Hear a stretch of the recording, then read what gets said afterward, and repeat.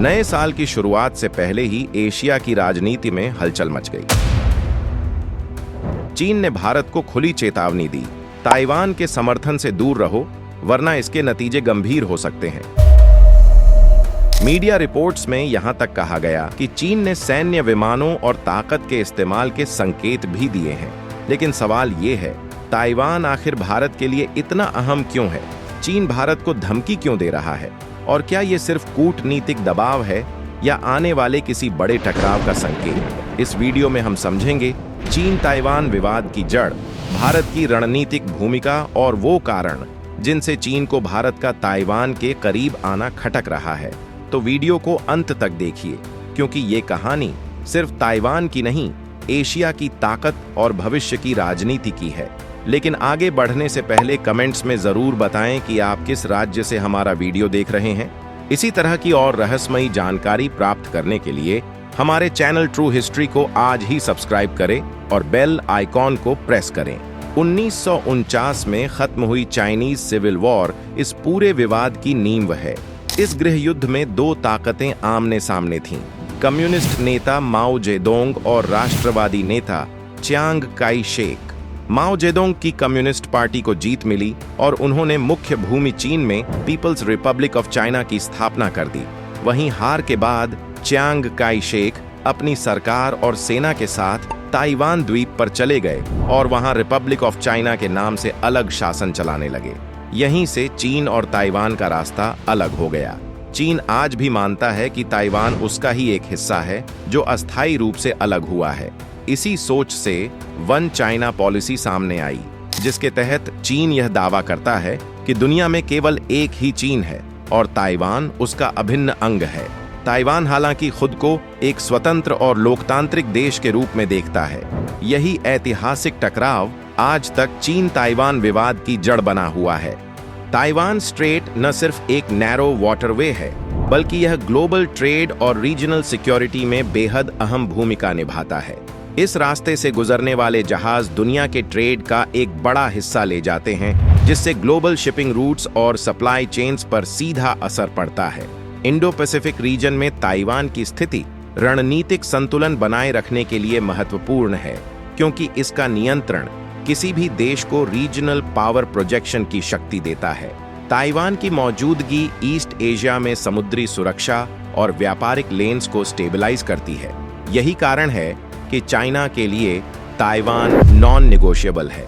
वह इसे अपने नियंत्रण में रखना चाहता है ताकि जियोपॉलिटिकल इन्फ्लुएंस और रीजनल डोमिनेंस दोनों सुनिश्चित रह सकें। ताइवान की सबसे बड़ी ताकत उसका सेमीकंडक्टर उद्योग है, जिसमें TSMC, Taiwan semiconductor manufacturing company, दुनिया के सबसे एडवांस्ड चिप्स बनाता है। ये chips smartphones, computers, defence systems और मॉडर्न टेक्नोलॉजी के लिए क्रिटिकल हैं। चाइना इस हाई टेक डिपेंडेंसी के कारण ताइवान पर नजर रखता है, क्योंकि किसी भी तरह का कंट्रोल उसे ग्लोबल टेक एडवांटेज दे सकता है। इंडिया, US और अन्य पश्चिमी देशों का भी ताइवान में स्ट्रेटेजिक इंटरेस्ट बढ़ रहा है, खासकर टेक्नोलॉजी सप्लाई चेन्स और सेमीकंडक्टर सिक्योरिटी के लिए।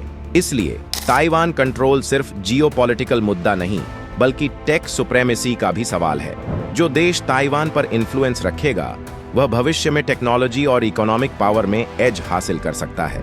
भारत और ताइवान के बीच ऑफिशियल डिप्लोमेटिक रिलेशंस नहीं हैं, लेकिन ट्रेड और टेक कोऑपरेशन लगातार बढ़ रहा है। छात्र और रिसर्चर्स भी आपस में एक्सचेंज करते हैं और कल्चरल एक्सचेंजेस लोगों को जोड़ रहे हैं। चाइना को यह प्रॉक्सिमिटी पसंद नहीं, क्योंकि यह उसके वन चाइना पॉलिसी के खिलाफ है और रीजनल डोमिनेंस के लिए खतरा बनती है।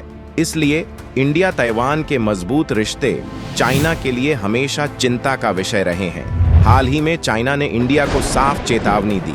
मिलिट्री एयरक्राफ्ट मूवमेंट्स और ताइवान स्ट्रेट ड्रिल्स से संदेश गया कि इंडिया ताइवान का समर्थन न करे। यह सिर्फ धमकी नहीं, बल्कि साइकोलॉजिकल प्रेशर टैक्टिक है। इंडिया का free and open Indo Pacific vision China के एक्सपेंशन को चुनौती देता है। इंडिया ट्रेड राउट्स और रीजनल सिक्योरिटी सुनिश्चित करना चाहता है और ताइवान की स्थिति इसमें इनडायरेक्टली शामिल है। इंडिया का स्ट्रेटेजिक साइलेंस एक कैलकुलेटेड मूव है, ताकि वह बड़े टकराव से बचते हुए अपने लॉन्ग टर्म इंटरेस्ट्स सुरक्षित रख सके। क्वाड अलायंस में इंडिया, यूएस, जापान और ऑस्ट्रेलिया शामिल हैं। इन देशों का ताइवान के प्रति स्पष्ट स्टैंस चाइना के लिए चिंता का कारण है। इंडिया अपनी बैलेंसिंग एक्ट से रीजनल स्टेबिलिटी और अलायंस में प्रभाव बढ़ा रहा है।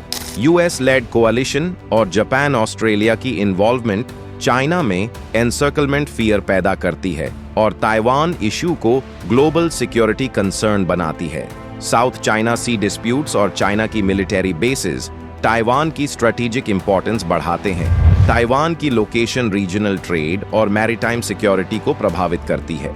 इंडिया की ट्रेड डिपेंडेंसी और चाइना की पावर प्रोजेक्शन के कारण ताइवान इंडिया और पूरे इंडो पैसिफिक के लिए महत्वपूर्ण है। चाइना और इंडिया के रिश्ते पहले से ही गलवान क्लैश और LAC टेंशन के कारण तनावपूर्ण हैं। दोनों देशों के बीच ट्रस्ट डेफिसिट काफी बड़ा है, जो किसी भी जियोपॉलिटिकल इश्यू को और जटिल बना देता है। ताइवान इश्यू को लेकर चाइना इंडिया पर प्रेशर बनाने की कोशिश करता है ताकि मल्टी फ्रंट लेवरेज हासिल किया जा सके। यह स्ट्रैटेजी इंडिया को डिप्लोमेटिक और इकोनॉमिक क्षेत्रों में कैशफुल रहने के लिए मजबूर करती है। ताइवान विवाद का इस्तेमाल चाइना की ब्रॉड रीजनल डोमिनेशन स्ट्रैटेजी का हिस्सा बन चुका है, जो इंडिया चाइना रिलेशंस को और संवेदनशील बना देता है। चाइना की एम्फीबियस इन्वेजन प्लान्स गंभीर लगती हैं, लेकिन वास्तविकता में उनके सामने कई चैलेंजेस हैं। ताइवान की मजबूत डिफेंस प्रिपेयर्डनेस और एडवांस्ड मिलिट्री कैपेबिलिटीज इसे आसान नहीं बनाती। साथ ही यूएस का फैक्टर भी चीन की किसी भी सीधे सैन्य कार्रवाई की संभावना को कम करता है। भारत पर इसका अप्रत्यक्ष प्रभाव पड़ सकता है, खासकर क्षेत्रीय सुरक्षा और व्यापार में। ताइवान इश्यू पर यूएस का स्पष्ट स्टांस, जापान और आसियान कंट्रीज की प्रतिक्रिया और यूरोप का डिप्लोमेटिक रिस्पॉन्स इस पूरे मामले में बहुत अहम है। इंडिया को अपने डिप्लोमेटिक पोजीशनिंग में केयरफुल रहना पड़ता है ताकि वह किसी भी बड़े विवाद में फंसने से बच सके। चाइना की आइसोलेशन फियर भी इसे प्रभावित करती है, क्योंकि किसी भी गलत मूव से उसका इंटरनेशनल इमेज और इकोनॉमिक रिलेशंस प्रभावित हो सकते हैं।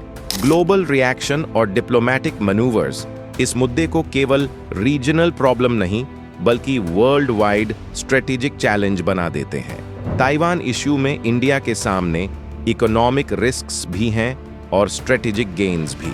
चाइना रिटेलिएशन के चांसेस हमेशा बने रहते हैं, खासकर ट्रेड और रीजनल सिक्योरिटी को लेकर। लेकिन लॉन्ग टर्म जियोपॉलिटिकल बेनिफिट्स ज्यादा महत्वपूर्ण हैं, क्योंकि इंडिया इस क्षेत्र में अपनी स्थिति मजबूत करना चाहता है।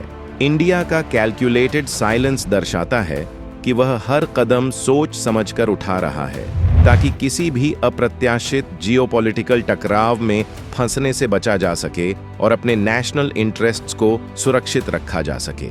अगर आपको वीडियो पसंद आया हो तो लाइक और शेयर जरूर करें और ऐसे ही नए वीडियो के लिए चैनल को सब्सक्राइब करें। जय हिंद।